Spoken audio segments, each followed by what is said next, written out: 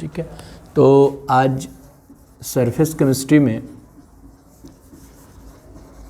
एक छोटा सा टॉपिक आता है एडजॉर्प्शन। एडजॉर्प्शन एक सरफेस फिनोमेनन है। जब भी कोई इनकमिंग मटेरियल, बाय फिगर आप देखो, जब भी कोई इनकमिंग मटेरियल, चाहे वो कोई गैस हो या कोई लिक्विड हो, जब वो किसी सरफेस पे आकर, किसी भी सॉलिड या लिक्विड के सरफेस पे आकर एडजॉर्ब हो जाता है, उसके सरफेस पे चिपक जाता है, तो इसको बोलते हैं एडजॉर्प्शन। इसको क्या बोलते हैं? एडजॉर्प्शन। ये इनकमिंग मटेरियल जो आ रहा है एडजॉर्प्शन के केस में, इसको बोलते हैं एडजॉर्बेट, और जिस सरफेस पे होता है उसको बोलते हैं एडजॉर्बेंट। अब अगर ये इनकमिंग मटेरियल जो आ रहा है वो किसी भी सॉलिड सरफेस के या लिक्विड सरफेस के इंटायर द लेयर तक चला जाए, तो इस केस को बोलते हैं एब्जॉर्प्शन।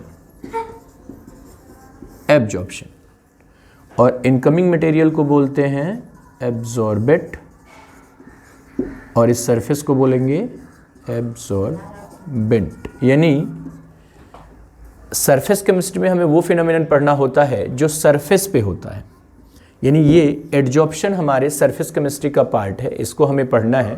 बट लगे हाथ एब्जॉर्प्शन भी समझना चाहिए कि एब्जॉर्प्शन वो होता है जिसमें incoming material entire the layer चला जाता है। अब इसी से दो चीज़ें और, जैसे एडजॉर्प्शन के साथ डिजॉर्प्शन की बात भी पता होनी चाहिए कि डिजॉर्प्शन क्या होता है। तो डिजॉर्प्शन का मतलब होता है रिवर्स ऑफ एडजॉर्प्शन। एडजॉर्प्शन जब रिवर्स होता है, मतलब जो मटेरियल यहाँ लगे हुए हैं वो फिर से निकल जाए, ऊपर की तरफ चले जाए, मतलब किसी भी रीज़न से जो गैस या लिक्विड आ रही है सरफेस पे वो डिजॉर्ब हो जाए, हट जाए, तो उसे बोलते हैं डिजॉर्प्शन। और ऐसा ही एक टॉपिक होता है शॉर्प्शन। शॉर्प्शन का मतलब होता है व्हेन adsorption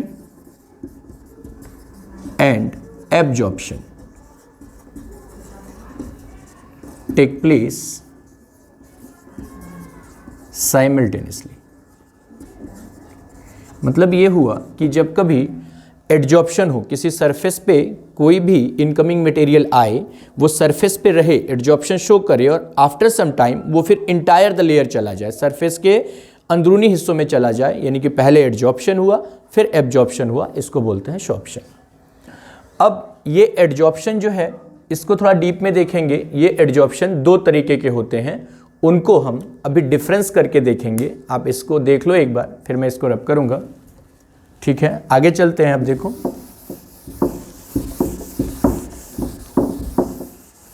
जो ये एडजॉर्प्शन होता है ये दो तरह का होता है। एक तो फिजिकल एडजॉर्प्शन, और दूसरा होता है केमिकल एडजॉर्प्शन।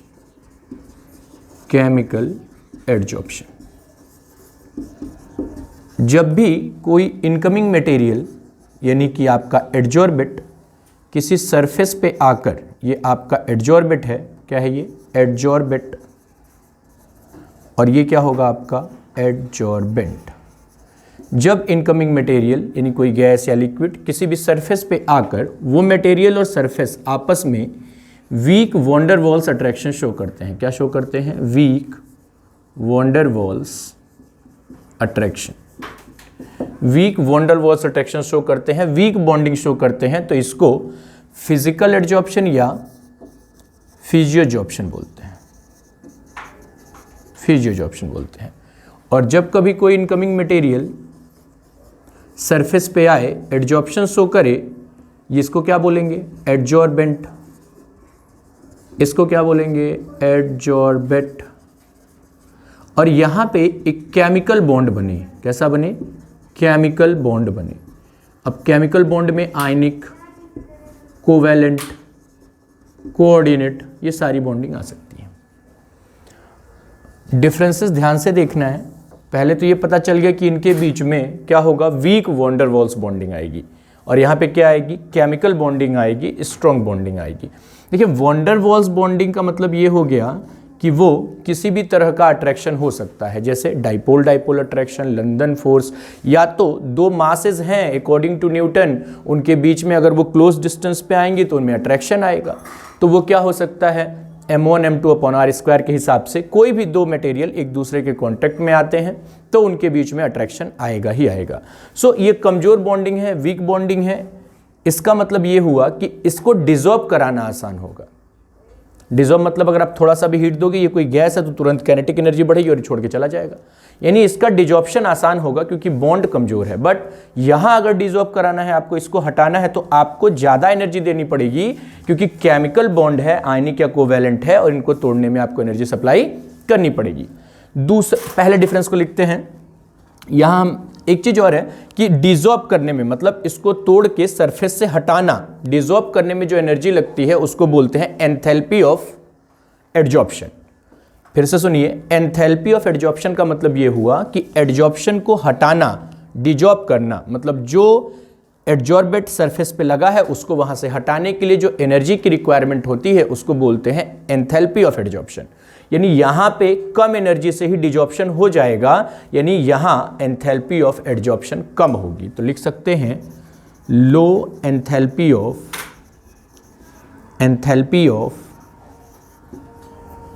एडजॉर्प्शन कितनी होती है। तो जब वॉन डेर वाल्स बॉन्ड को तोड़ने के लिए हम देखते हैं तो वो एनर्जी जो होती है वो 20 किलो जूल से लेकर कितनी होती है, नियर अबाउट 40 किलो जूल तक हो जाती है। कुछ केसेस में हाइड्रोजन बॉन्डिंग के केसेस में हाईएस्ट दिखती है, तो ये इनकी एक लिमिट है कि कितने एनर्जी के बीच में ये डिसॉल्व हो जाएंगे।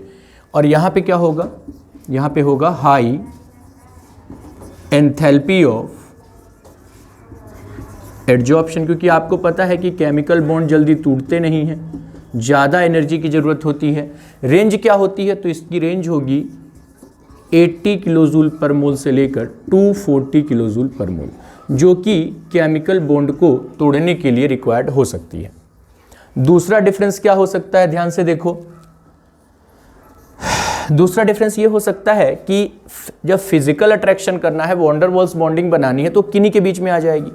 कोई दो आपस में आए और उनके बीच में एक वीक अट्रैक्शन आ गया m1 m2 upon r square के हिसाब से, या आप डाइपोल डाइपोल के हिसाब से जो भी देख लो। तो कहने का मतलब है कि यहाँ कोई स्पेसिफिक नेचर नहीं है, no any specific condition required.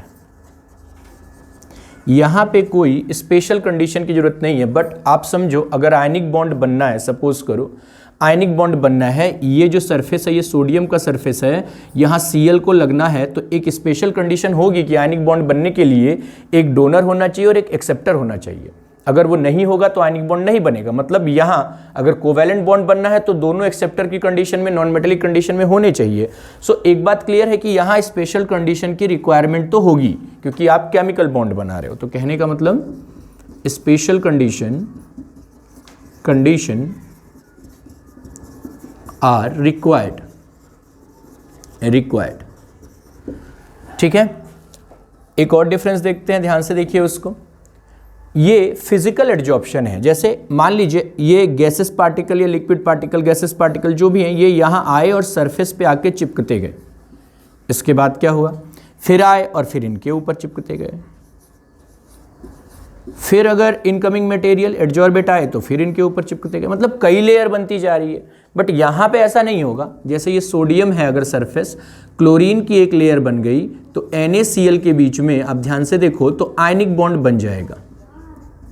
लेकिन फिर से अगर Cl आएगा तो आयनिक बॉन्ड तो नहीं बनाएगा। Cl के बीच में आयनिक बॉन्ड कैसे बन पाएगा।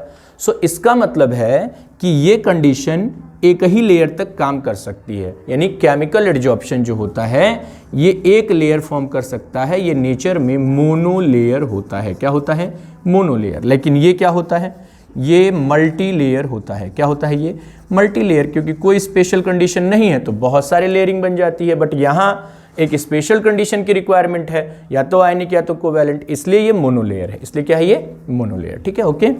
नेक्स्ट अगला इंपॉर्टेंट टर्म्स देखते हैं। देखो डिफरेंस क्या हो सकता है इनमें। देखो यहाँ पे अगर आप टेम्परेचर दोगे तो क्या होगा, अगर गैसेस पार्टिकल है तो उनकी काइनेटिक एनर्जी बढ़ जाएगी, हट जाएगा। मतलब यहाँ पे अगर टेम्परेचर बढ़ेगा तो एड्जॉर्प्शन घट जाएगा। तो हम कह सकते हैं कि यहाँ टेम्परेचर आपको कम ही रखना है, यानी low temperature is favourable, is important या फेवरेबल, ऐसा कुछ भी आप कह सकते हो, फेवरेबल।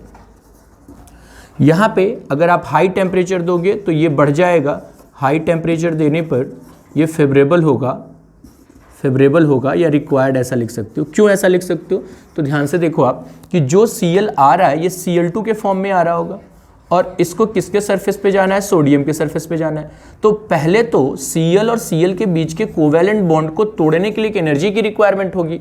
तो Cl और Cl के बॉन्ड को तोड़ेंगे तब तो जाके ये Cl इस Na के साथ बॉन्ड बना पाएगा ना। तो यहाँ अगर आप टेम्परेचर देते हो तो केमिकल एड्जॉर्प्शन की रेट बढ़ जाती है, या केमी एब्जॉर्प्शन की रेट बढ़ जाती है, केमी एब्जॉर्प्शन की रेट बढ़ जाती है। ठीक है, तो फिजिकल एड्जॉर्प्शन और केमिकल एड्जॉर्प्शन में ये कुछ मेजर डिफरेंसेस हैं जो आप ध्यान से देखो। इसके बाद क्या होगा कि कुछ इंपॉर्टेंट फैक्टर हैं, हम वो पढ़ेंगे कि कौन कौन से फैक्टर हैं जो एड्जॉर्प्शन को इफेक्ट करते हैं, है ना। कौन कौन से फैक्टर हैं जो एड्जॉर्प्शन को इफेक्ट करते हैं। ठीक है, सो आप पहले इसका स्क्रीनशॉट लो, अगर कोई भी प्रॉब्लम हो तो वो कमेंट में लिखो, फिर हम आगे चलते हैं।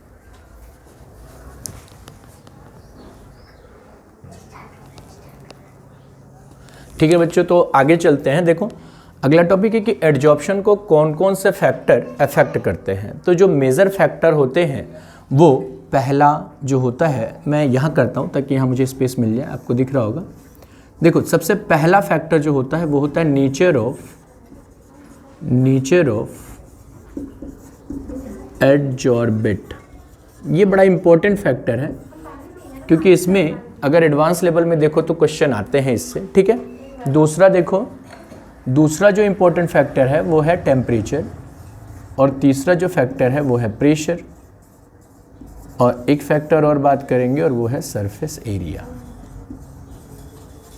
ठीक है, देखो जो नेचर ऑफ एडजॉर्बिट, ये बड़ा इंपॉर्टेंट टॉपिक है, लोग इसको हल्के में लेते हैं, लेकिन यहाँ से जेईई मेंस या एडवांस के पेपर में एक क्वेश्चन आपके सामने रहता है। देखो नेचर का मतलब क्या है, नेचर का मतलब है कि जो इनकमिंग मटेरियल आ रहा है, जो इनकमिंग मटेरियल एडजॉर्बिट आ रहा है वो एडजॉर्बेंट के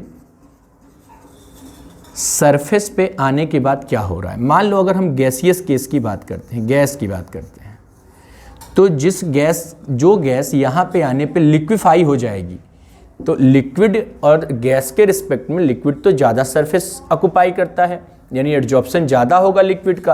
यानी जो गैसेस ईजिली लिक्विफाई हो जाती हैं, मतलब इसके सरफेस पे आने पे लिक्विड में चेंज हो जाती हैं, उनका एड्जॉर्प्शन ज़्यादा होगा, और जो चेंज नहीं होती हैं लिक्विड में जल्दी, उनका एड्जॉर्प्शन कम होगा। एक एक करके आएंगे, क्रिटिकल टेम्परेचर पे भी आएंगे जैसा आप कमेंट कर रहे हो।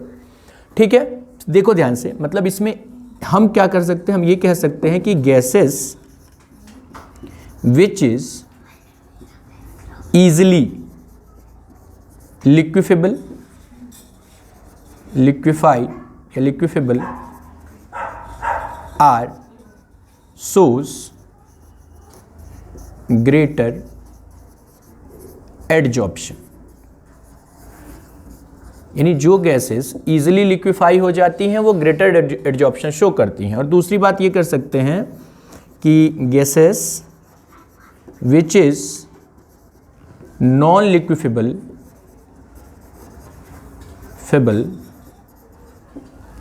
इज लेस एडजॉर्ब,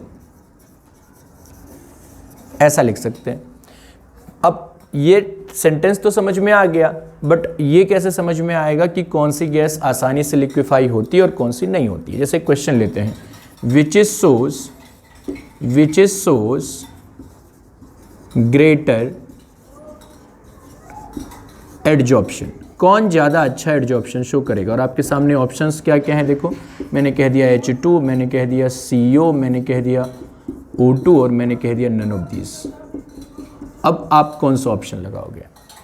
तो हमें ये पता है कि जो गैसें इजीली लिक्विफाई हो जाती हैं वो ज़्यादा एडजॉर्प्शन शो करती हैं, पर कौन सी इजीली होगी ये कैसे पता चलेगा। तो इसके लिए एक शॉर्ट ट्रिक दिमाग में रखेंगे कि नॉन लिक्विफेबल जो गैसेस होती हैं जनरली वो रियल गैसेस होती हैं। कैसी गैसेस होती हैं? रियल गैसेस होती हैं। मतलब ये नेचर में होमो मॉलिक्यूलर, होमो एटॉमिक यानी होमो मॉलिक्यूल होती हैं। क्या होती हैं? होमो मॉलिक्यूल। मतलब just like H2, O2, N2, ये सब के सब होमो मॉलिक्यूल हैं, ये ईजिली एडजॉर्ब नहीं होते हैं। और वहीं पे जो हेट्रो एटॉमिक गैसेस होती हैं, है ना, CO, NO, NO2, CO2, है ना, और बहुत सारी जस्ट लाइक SO2, ये सारी जो गैसेस होती हैं ये जो हेट्रो एटॉमिक हैं। क्या है ये? Hetero atomic.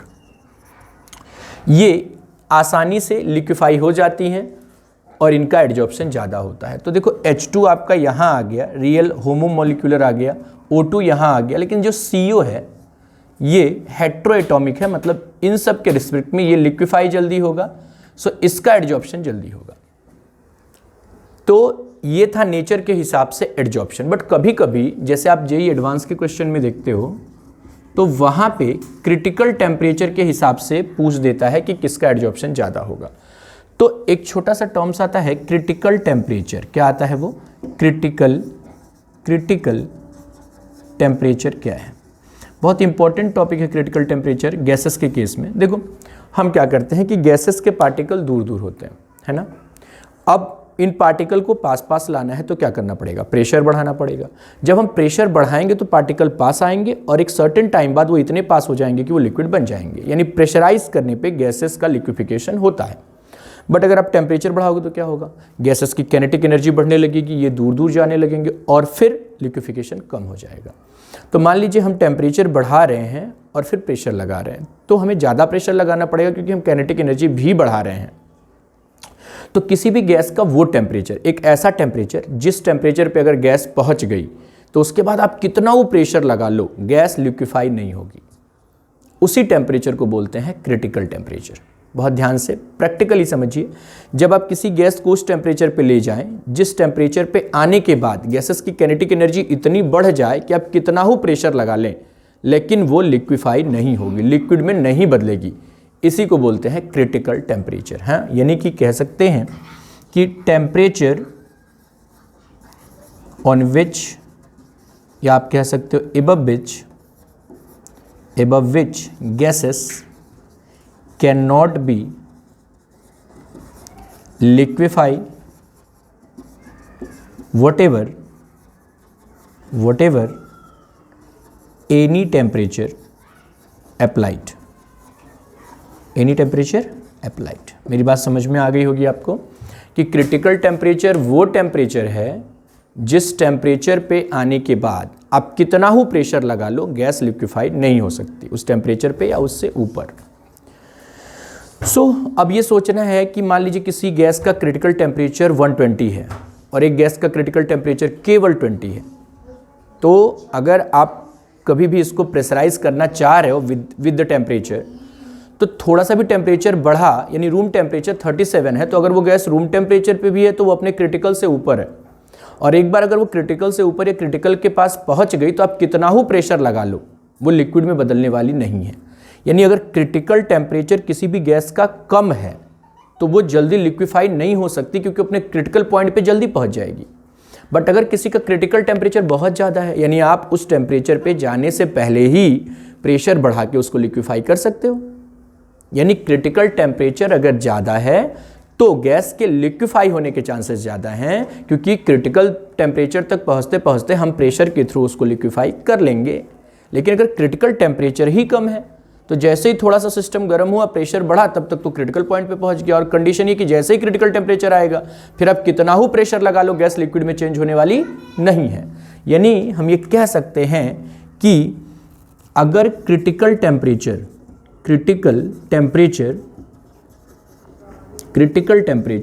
अगर ज़्यादा है ना, तो इसका मतलब ये होगा कि लिक्विफिकेशन बढ़ जाएगा, यानी एडजॉर्प्शन बढ़ जाएगा, एडजॉर्प्शन बढ़ जाएगा। जबकि अगर क्रिटिकल टेम्परेचर कम है, लेस है, क्रिटिकल टेम्परेचर लेस है, तो उस कंडीशन में, ठीक है, तो देखो आप, अभी हमने ये कहा कि क्रिटिकल टेम्परेचर अगर ज़्यादा है, इसका मतलब लिक्विफिकेशन आसानी से हो जाएगा और एडजॉर्प्शन भी बढ़ जाएगा। बट अगर क्रिटिकल टेम्परेचर कम है, लेस है, इसका मतलब लिक्विफिकेशन जल्दी नहीं होगा, लिक्विफिकेशन जल्दी नहीं होगा, घट जाएगा और एडजॉर्प्शन भी घट जाएगा, एडजॉर्प्शन भी क्या हो जाएगा, घट जाएगा। अब जैसे एक क्वेश्चन आया इस पे एडवांस लेवल का कि विच शो हाई एडजॉर्प्शन, अब कौन सा ज़्यादा एडजॉर्प्शन शो करेगा, ए बी सी, 3 गैसेज हैं और ये उनके क्रिटिकल टेम्परेचर है 120, 80 और 40।